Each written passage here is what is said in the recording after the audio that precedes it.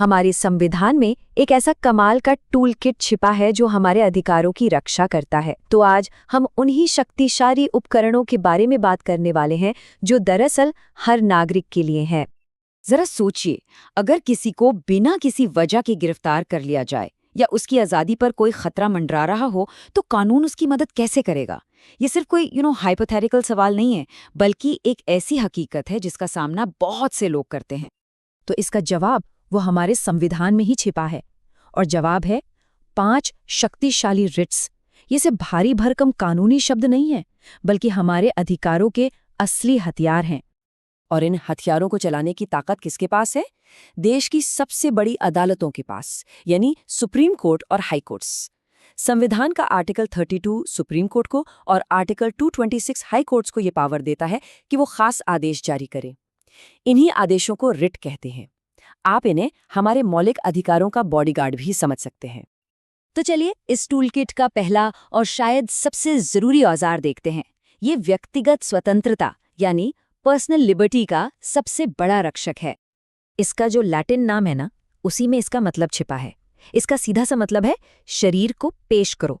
मतलब जिस भी इंसान को हिरासत में लिया गया है उसे कोर्ट के सामने लेकर आओ। इसका मकसद बड़ा साफ है, किसी को भी गैर कानूनी तरीके से बंधक नहीं बनाया जा सकता। ये रिट पक्का करती है कि कोई अपनी मनमानी न कर पाए और देश में कानून का राज बना रहे। एक सिंपल सा एग्जाम्पल लेते हैं। मान लीजिए पुलिस किसी को बिना कोई वजह बताए गिरफ्तार कर लेती है, तो उसका परिवार या दोस्त फौरन कोर्ट जा सकते हैं और हेबियस कॉर्पस की गुहार लगा सकते हैं। कोर्ट फिर पूछेगा कि भाई उस इंसान को कहाँ और क्यों रखा गया है। चलिए अब बात करते हैं हमारे टूलकिट के दूसरे औजार की। ये वो रिट है जो सरकारी अधिकारियों को उनका काम याद दिलाती है और अपनी जिम्मेदारी निभाने पर मजबूर करती है। इसके नाम का मतलब ही बड़ा पावरफुल है। हम आदेश देते हैं। ये कोर्ट का सीधा हुक्म है, एक ऐसी कमांड जिसे कोई टाल नहीं सकता। तो ये रिट क्या करती है?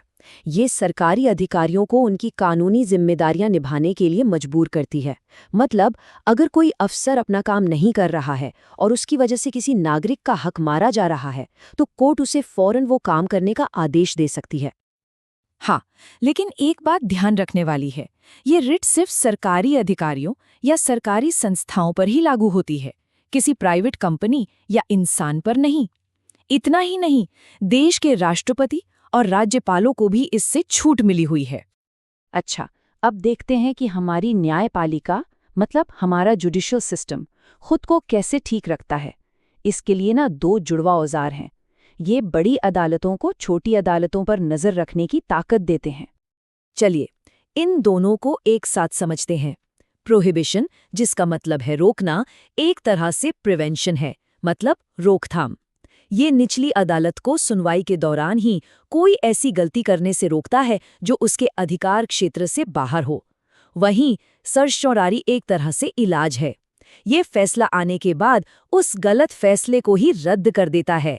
तो सारा खेल टाइमिंग का है, एक पहले काम करता है, एक बाद में। और अब आता है हमारे टूल किट का आखिरी औजार। ये सार्वजनिक पदों पर बैठे लोगों की जवाबदेही तय करता है। ये रिट एक बहुत ही सीधा और तीखा सवाल पूछती है, किस अधिकार से? मतलब आप किस अथॉरिटी से इस कुर्सी पर, इस पब्लिक ऑफिस में बैठे हैं? ये किसी भी इंसान से उसके पद की कानूनी वैधता साबित करने के लिए कहती है। तो इसका काम क्या है? सार्वजनिक पदों पर अवैध कब्जे को रोकना। ये रिट पक्का करती है कि कोई भी इंसान गलत तरीके से किसी सरकारी पद पर न बैठ पाए। जैसे मान लीजिए कि कोई ऐसा व्यक्ति किसी सरकारी नौकरी पर लग जाता है जो उसके लिए योग्य नहीं है, तो कोई भी नागरिक इस रिट के जरिए कोर्ट में उसकी नियुक्ति को चैलेंज कर सकता है और पूछ सकता है कि ये अपॉइंटमेंट किस आधार पर हुआ। तो अब इन 5 रिट्स को याद रखने का एक बहुत ही आसान तरीका देखते हैं। चलिए हर रिट के लिए एक कीवर्ड पकड़ते हैं ताकि ये हमें हमेशा याद रहे। तो चलिए फटाफट एक बार सब दोहरा लेते हैं। हेबियस कॉर्पस मतलब स्वतंत्रता, मैंडेमस मतलब कर्तव्य, प्रोहिबिशन मतलब रोकना, सर्शियोरारी मतलब रद्द करना और क्यू वारंटो मतलब अधिकार। बस ये कीवर्ड्स याद रखिए और आप इन्हें कभी नहीं भूलेंगे।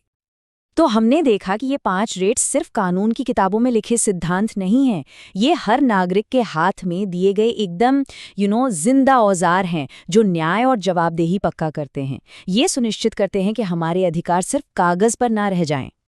और अब जाते जाते एक सवाल, ये कानून तो दशकों पहले लिखे गए थे, है ना? लेकिन आज के डिजिटल युग में जहां डेटा चोरी, ऑनलाइन प्राइवेसी और डिजिटल हैरासमेंट जैसे एकदम नए खतरे हैं, क्या ये पुराने औजार आज भी उतने ही काम के हैं? इस पर सोचिएगा जरूर।